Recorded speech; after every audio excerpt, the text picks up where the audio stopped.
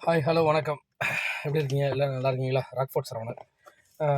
இப்போது தலைவர் தளபதி அவர்களுக்கு பிரச்சாரம் நடத்துறதுக்கு யாரும் அனுமதி தரமாட்டேன் அப்படின்னு சொல்லிட்டு இருக்காங்க.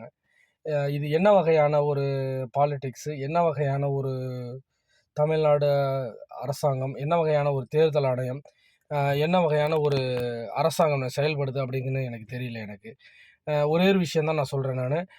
என்னுடைய தளபதிக்கு, என்னுடைய அண்ணனுக்கு, என்னுடைய பாச தலைவனுக்கு, தளபதி அவர்களுக்கு நான் சொல்ல வேண்டிய ஒரே ஒரு கருத்து, நீங்க தைரியமா இறங்குங்க.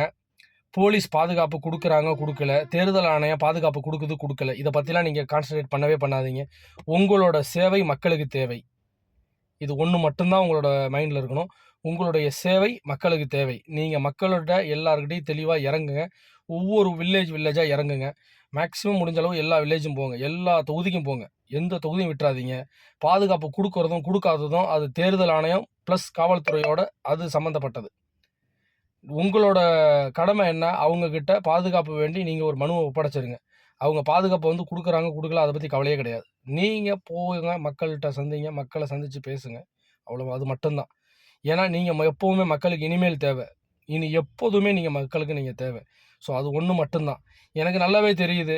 இப்ப உள்ள அரசாங்கமும் சரி, இப்ப உள்ள ஆட்சியும் சரி, இப்ப உள்ள காவல்துறைகளும் சரி, ஏன் அரசாங்க கட்டுப்பாட்டுல வேலை செய்ற எல்லாருமே சரி, ஒரே ஒரு கும்பலுக்கு பயந்து தான் ஒவ்வொரு விஷயத்திலயும் உங்களுக்கு பர்மிஷன் குடுக்காம, பிரச்சாரம் செய்யறதுக்கு அலோவ் பண்ணாம தடுக்கிறது.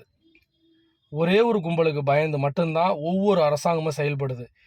இந்த அரசாங்கத்த அடியோடவே மாத்தணும்.